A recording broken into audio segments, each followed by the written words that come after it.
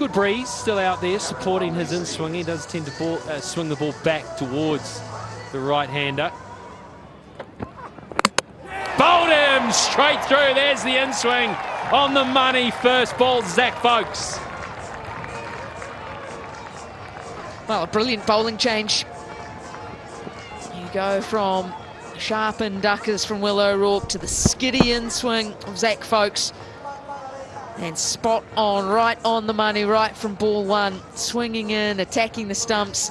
Takes a little glance off the front pad, but that is the end of Shut Up Khan's day. He goes for just the one. Pakistan deep in trouble here, 26 for 4. Kushal Shah comes into bat at number 6 for Pakistan. It's not easy out there. The ball's flying round.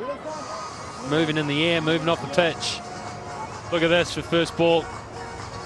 The skiddy in swing, skidded through, right on the money.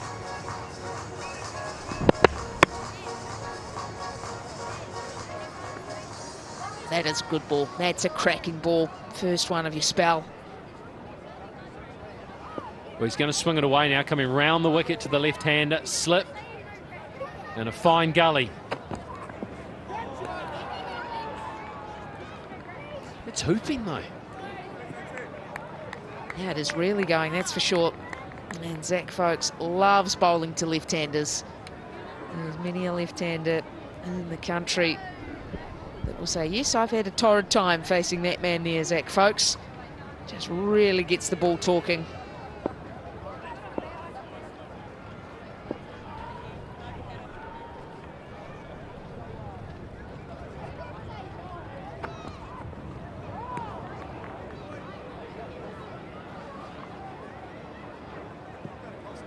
Just can't quite get the line right. I don't think he's expecting that much swing around the wicket.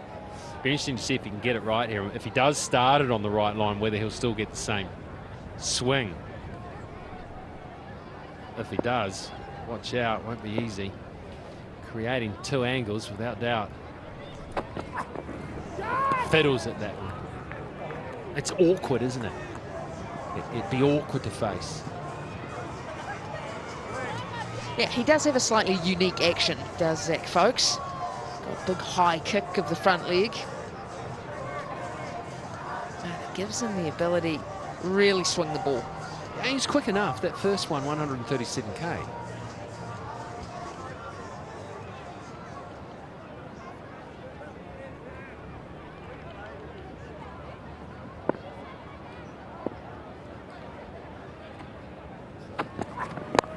There it is. Oh, and it escapes that player who was handily placed there. It goes away for 4. Third man is quite wide because that almost gully is in position.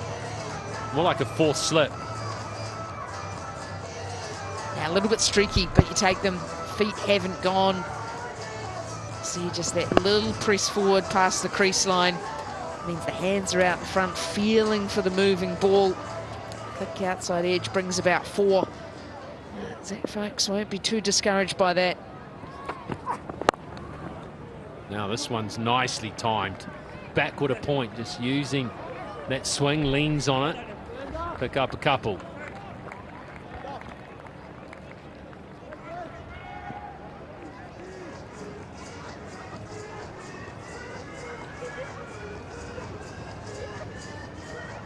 One thing he has got, Zak Foulkes, he's got a really skiddy, quick bouncer. Not someone you necessarily think of as running in, bowling a lot of short stuff, but when he does, very effective. Oh, that's through for pace. That's just, it would hit him in the thigh pad before he'd even really got the bat across. And I think it's just clipped the fingers as well, right on the end. It wasn't quite the bouncer, but the shorter delivery from Foulkes. Man, he is just slippery quick. That kind of player that it just feels like it's an extra yard of pace on the shorter delivery. When it shouldn't be. It doesn't look like it'd be that fast with his action. Beauty. Play that. Good luck. 34 for 4. Screaming catch in the deep as well. Here's Foulkes. New Zealand are bossing this. from memory of that game, he was close to getting 5 wickets, wasn't he? Yeah, he It was sure a drop catch or something? Yep. Yeah, probably should have had a bag on debut.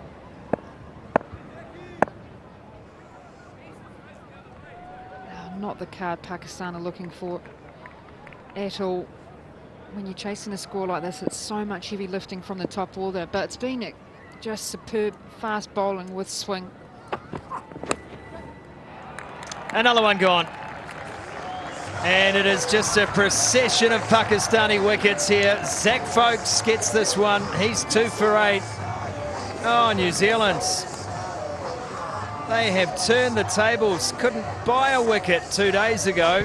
Now Pakistan can't stay out there. It's just that angle in and then away from Zak Foulkes. Beautiful length, beautiful line. Pulls the edge from Kushdal Shah. He's out for 6. Another one goes 42 for 6. Well, everything clicked a couple of nights ago, but you have to say that this pace bowling trio for New Zealand has been right on song. They've been able to use the swing. They've had the ball talking off this pitch. It hasn't looked like a pitch that was going to offer the bowlers anything different, anything more, but they've just found line and length today. Just the style of bowling has bamboozled this Pakistan batting lineup.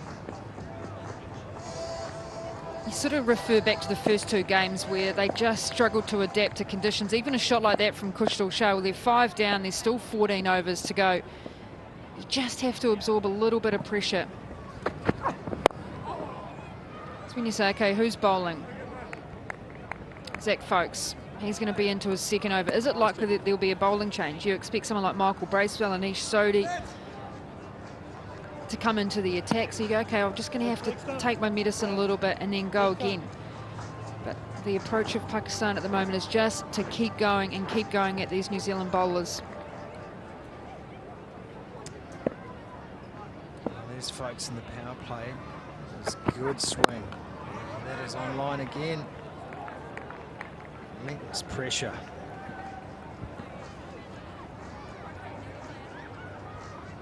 You know what's going through these batters' minds? Oh, what is the top order doing? Geez, what am I going to do from this position? There's a little bit of bubbliness that happens within you. Well, last week they were sitting with their feet up in the dugout. Obviously don't tell your teammates that, but it's definitely that feeling inside where you think, oh, come on, guys.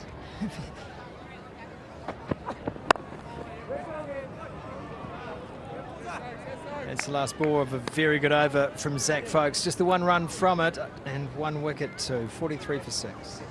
And that's part of the challenge, isn't it? Because I think a lot of people look at New Zealand's preparation as if that all just lands in Gary Stead's lap. But you've also got to think about the fact that part of that preparation was fitting in with a lot of the players who are franchise committed.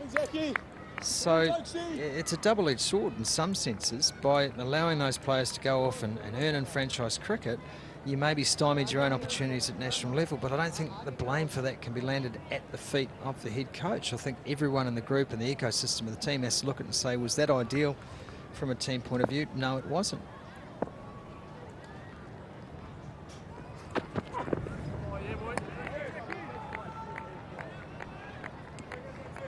And it is the challenge in a world that revolves around the franchise game, making sure that you have on hand your best players at the appropriate times for the biggest tournaments. That is a balancing act that I'm afraid is not going to get any easier in the coming years. Biggest challenge for selectors, do you pick players based on what they do for New Zealand or what they do for franchise cricket? Slower ball, and it was well played in the end by Samad, who was almost through the first shot before changing his mind. Because obviously playing franchise cricket, I think we've got 8 players that are going to the PSL after this. There's also, what, 5 players that are at the IPL at the moment. And because of the fact there's so much franchise cricket, a lot of these bilateral series, you're able to develop your depth. And then that means that players are then pushing for selection. So the selectors have a job to sort of say, okay, how much is it in terms of reputation and form and how they've gone, and then obviously making choices to go and play in franchise cricket, which by all means you take the money, you get the experiences playing overseas. Oh, and I think it's all valuable. It feeds back in, doesn't it, in terms of what you've learned, who you've played against, styles of cricket. I think it flows both ways, but ultimately, guys who are making themselves available for New Zealand, the old saying, Cuddy, never give a mug a chance. And I think all of those players who have commitments in franchise cricket for this series, they would know and accept that if someone else performs well on this team, that gives them an advantage when it comes to selection. Is that an edge? No. Well, best players also get picked up in the IPL, or what fits for teams as well. And you know, I just love the fact that it's created that depth in the competition for spots, and that's when the standard traditionally lifts for teams where you're forcing positions. And I think New Zealand at the moment have 20 plus players that they can look at in terms of selections in this side that are competing for positions. You look at Jacob Duffy, how much he's taken his opportunities. Oh, he's been incredible. Edge this time, that's gone. Foulkes gets a wicket last ball. Once again, just the single run from it. He's got 3 for 10. He is having a great day with the ball, as is Jacob Duffy. Outstanding delivery again, that angle in, then just that slight movement away from the left-hander, looking to hit that on the leg side. Shaheen Shah Afridi, he's out for his 1 hit 6, 56 for 8. 131 runs from home. They are 1 short of their lowest ever total against New Zealand, which they set at Hagley just a week ago in match 1 of this series. Samad on strike.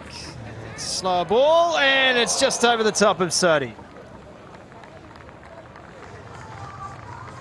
Oh, he thought he was in. That slower ball from Foulkes today, it's quite remarkable. Just stood up off the pitch, and Sodhi right on the circle. Just not enough. He's very good at ripping his fingers down the ball, which allows him to get that extra bit of grip. You can tell by the field with that deep point and deep cover, it's likely just to be slower deliveries, back of the hand. Try and get Samad off strike as well, to bowl it a bra if he can. And once again, Samad has to wait for this one. Whipped out to mid-wicket.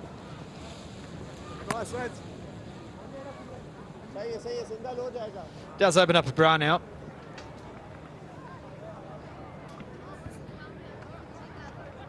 It's not a sentence I was expecting to say today.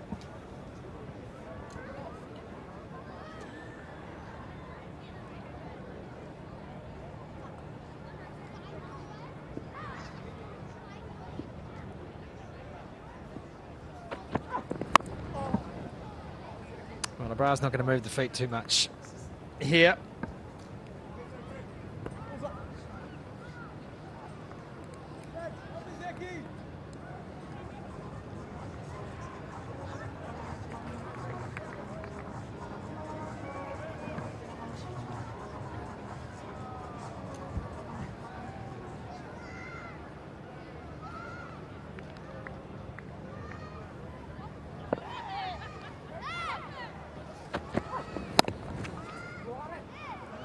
Nicely cut away. Just batting time here now, Pakistan. All thoughts of victory have disappeared, but still a few overs to go, and they look like they're intent upon occupying the crease for as long as possible, which is their right, of course. Yeah, great bit of awareness to get that extra run and get Samad back on strike. Good practice here for Zak Foulkes, actually, to be able to bowl in this situation with less pressure. Just to keep working on those variations, how they come out. Cross seam, so he might go bouncer here. Does just that. And that is over the rope for 6. Well, this is a great innings from Samad. Just his 4th T20 international. Was the bouncer, skipped on. How he got control over that was outstanding. Just got his hands high enough to be able to control that. Fielder thought he was in the mark there for a period of time, and it just kept flying over the boundary rope. 100 up for Pakistan, 104 for 9. Samad's on a high. 43 off just 27 deliveries. And this one is hit nicely down the ground for a single to finish the over. He keeps the strike. It's 105 for 9.